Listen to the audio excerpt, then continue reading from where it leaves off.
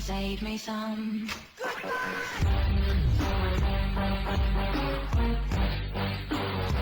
Hello, my friends. How you doing today? I am doing well, and welcome back to my channel. Listen, I appreciate each and every one of you. Thank you for coming back. Hit the like button and subscribe button and all that stuff.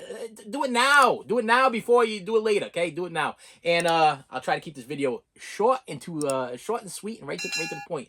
I have some I believe CD by the size of these packages. I'm willing to believe these are some CD pickups, okay? And let's crack them open. Let's talk about them. That's what I do here on this channel. I talk about physical media, and I unbox it, I open it up, and I tell you my stories. That's what I do, and I hopefully try to help some people out. All right, let's start with this one. Okay, this one comes from eBay. Very right to the point there. From Laguna Wood, California. Laguna Wood, California. All right, and get this. Throw that there. Throw that trash there. Let's get this trash out of the way. We got some cardboard here, and we pull this out. Right off the bat, we got. So if you watch my channel on mixtapes, and you guys were a little confused, what's the difference between a mixtape and you know what is which? Okay, now let's make this clear. I'll just a quick refresh. A mixtape is something that the original artist would have went to the studio, recorded by themselves without a company, without having a real company like Sony or BMG or whatever company, Epic or whatever company they were using, whatever they were hawking these things out of the back of their cars, and they were selling them, or they're handing them out at concerts, or they were on a table somewhere. If you went to a club and you went to go see this concert, and they had somebody opening for somebody that you actually knew, and you had no idea who these other people were. They were like, I want to be known. I want to get myself known. Maybe there might be some kind of manager that might show up. There might be some kind of a company a big name company to show up, and they might get discovered. That was the plan. So I was looking for the original mixtape for this actual. Wow, I'm holding it upside down. Why don't you tell me? The Travis Scott Owl Farrell mixtape. Okay, I wanted the one that Travis Scott would have handed out of the back of his car, or would have handed out at the shows, or whatever. And as I explained in my video, they would have been extremely basic. It would have been a computer printed cover, okay, probably not gloss, probably just a regular basic print, because I actually had a mixtape made back when in my DJ days, and this is how we did it. But the deal is between a mass-produced burnt mixtape and an original mixtape that somebody had done in a real recording studio. Is the disc is going to be made out of silver. It's gonna have silver on the playable side. It's not going to be brown or purple or blue. It's not gonna have that darkish blackish tint. It's not gonna look like that. It's going to be silver on the side where you play, just like a real CD you would buy from a store, because that's the way that they make them. It's a different process than burning them in a mass-produced burner or a computer system. It's a thing that the company uses, where I believe one of them is laser engraved, where the other one's like a liquid engraved type situation. Listen, that I need to do a little more research on, but bottom line is, if it's silver, it's the real deal. If it's not silver, then it's a mass-produced, could be copy of the original. So let's see if this guy hit it out of the park here, and I do have the authentic real deal. So as you can see from the cover, we have if I don't have the other one, I already shipped it back to the seller, and I sent him a nice little thing like, this was definitely trash, so here you go. But a couple of problems that I had with that mixtape was, number one, it predicted the future. When I opened it up, it actually had the albums that Travis Scott already has released. So I was like, wow. So that means when Travis was handing this out of the back of his car, because this guy legitimately tried to tell me that this was a real mixtape.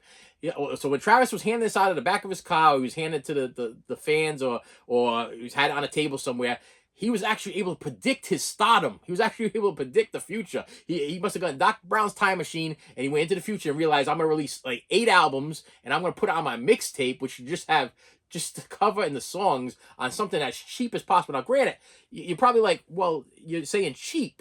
Yes, but sometimes when it comes to music, and it comes to like bootleg, not so bootleg, but like promos or demos or something like that, that's where the money's at. You know, you want an original demo CD or demo tape from your favorite artist. Like, if I get my hands, matter of fact, I think the original demo tape from the Black Sabbath album, Ozzy's Black Sabbath album, is being held in some kind of archive thing. I watched it on not too long ago on YouTube, an archive thing that's like deep inside a mountain, so that way, listen, a nuclear bomb could go off, and Ozzy's Bark at the Moon or Blizzard of Oz album or whatever will still be kept there safe. Okay, we might not be here, but his record will forever be there on tape in the original format.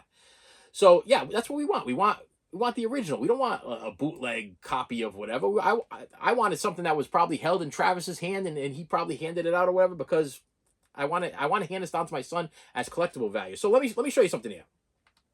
So as I take this thing out, I'm gonna take this, and this is the cover art, and this is exactly what it should look like literally printed over here, printed in. It's just got the lyrics to the song. Here's the cover art right there. I'll try to get as close as possible. But then look inside. It's just paper, okay?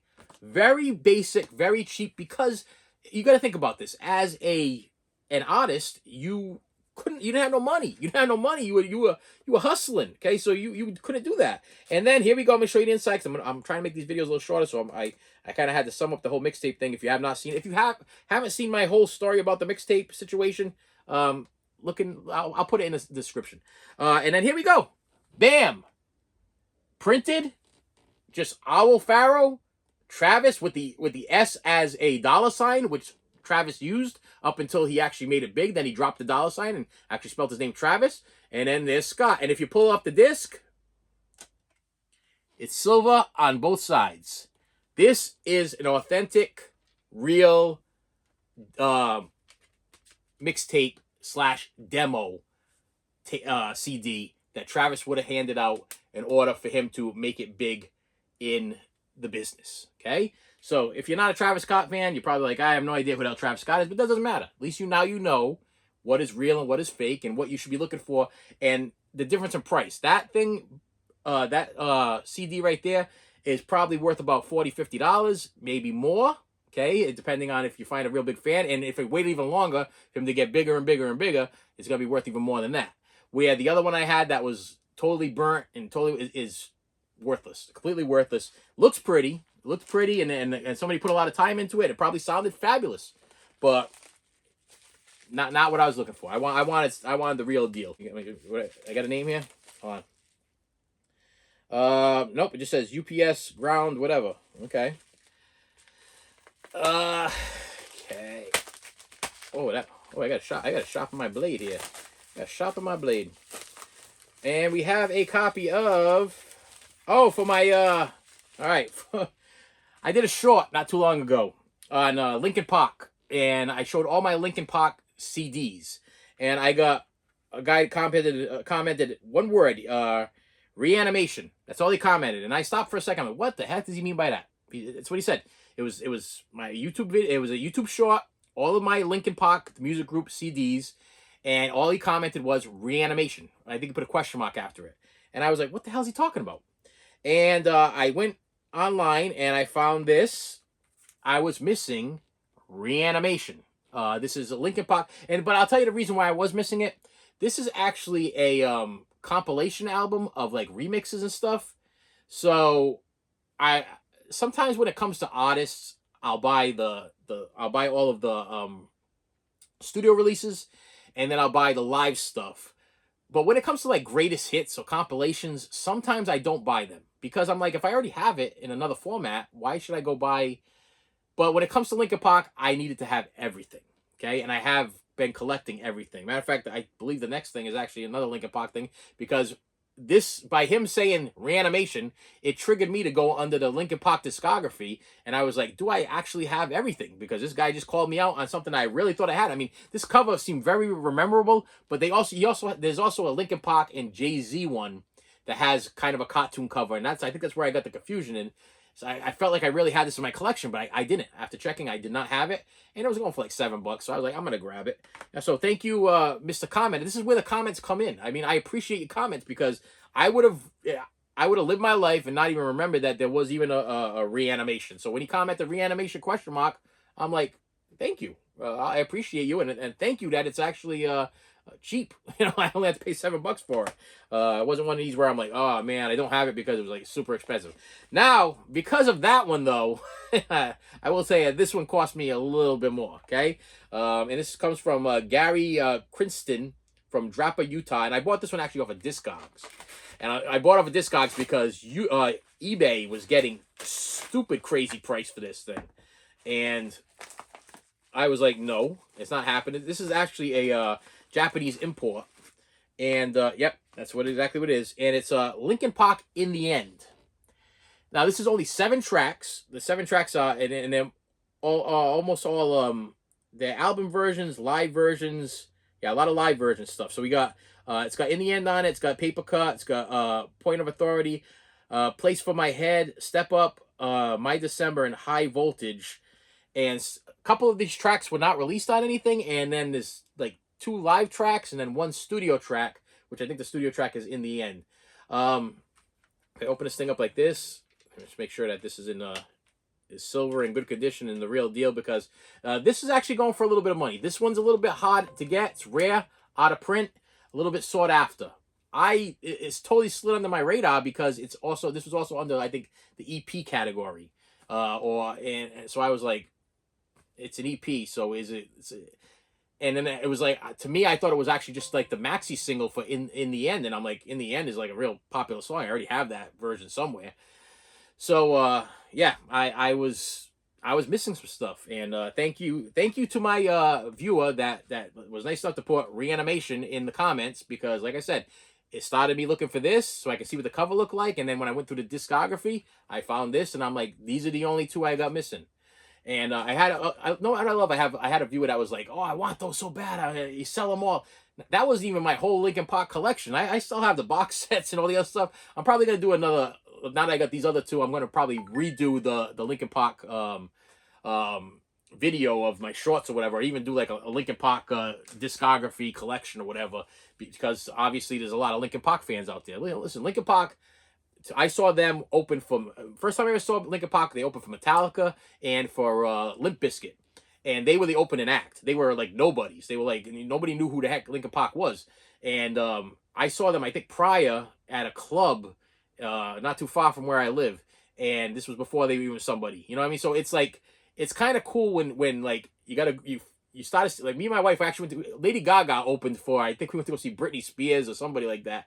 And New Kids on the Block or something like that. And my wife, like, nowadays we're like, people are like, you saw Lady Gaga? Yeah, we saw Lady Gaga before she was like Lady Gaga. You know, she was still called Lady Gaga, but we didn't know who the hell Lady Gaga was. So it's kind of cool when you watch like groups that actually have evolved from like nothing to like these big phenomenal groups, and that's what happened with Linkin Park. And I've been following them for like forever. And you know, now that Chester's passed and they got that female singer, I got to tell you, I kind of hopped off a little bit. You know, I hopped off a little bit.